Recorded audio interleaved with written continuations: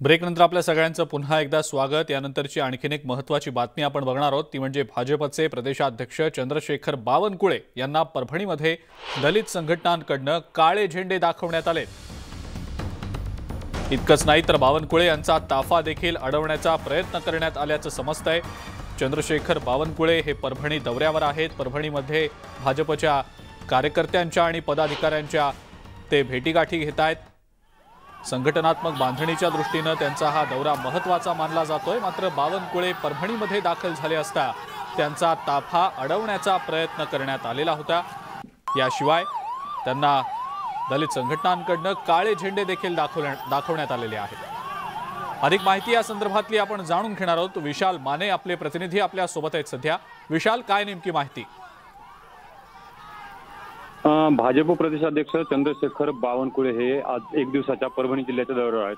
संघटनात्मक बांधणी, कार्यकर्त्यांच्या बैठका यासाठी ते आलेले आहेत। या दरम्यान बावनकुळे यांचा ताफा रस्त्याने जात असताना शहरातील वसंतराव नाईक पुतळा परिसराच्या जवळ दलित संघटनांनी त्यांना काळे झेंडे दाखवले आणि त्यांचा ताफा अडवायचा प्रयत्न केला।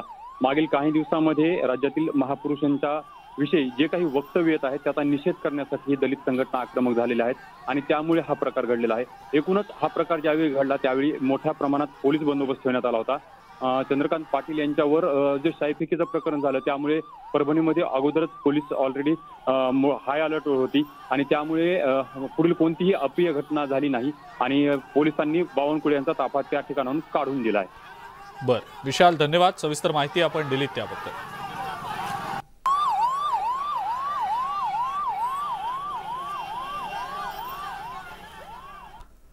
राज्याचं हिवाळी अधिवेशन हे 29 तारखेपर्यंत चालणार आहे। विधानसभा कामकाज सल्लागार समितीच्या बैठकीमध्ये हा निर्णय घेतला गेलाय। 19 तारखेपासून हिवाळी अधिवेशनाला सुरुवात होतीये। हे हिवाळी अधिवेशन 2 आठवडे चालणार आहे। तब्बल 3 वर्षांनी नागपुरात हिवाळी अधिवेशन होत आहे।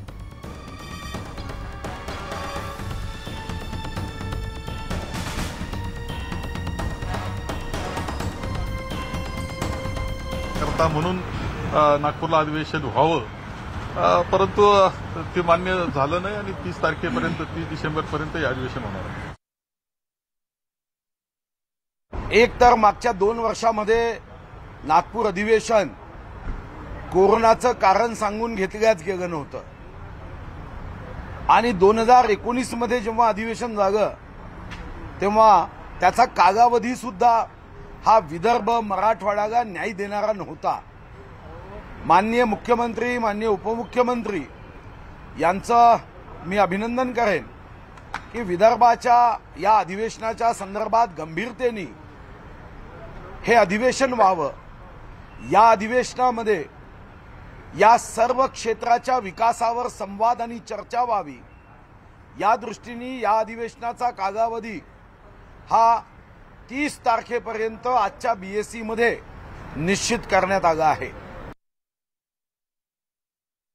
29 डिसेंबरला पुन्हा एकदा कामकाज सल्लागार समितीची बैठक होईल आणि आवश्यकता असल्यास सर्व विषयावर चर्चा करण्यामध्ये कालावधी अपुरा पडल्यास माननीय मुख्यमंत्री व माननीय उपमुख्यमंत्री महोदयांनी अतिशय स्पष्टपणे या संदर्भात या विभागाला न्याय देण्यासाठी सर्व आमदारांची प्रश्न मांडण्याच्या दृष्टीने कालावधी कमी पडला तर आवश्यक तेव्हा 1 आठवडा अधिवेशन वाढवण्याच्या दृष्टीने सुद्धा 29च्या बीएससी मध्ये चर्चा केली जाईल।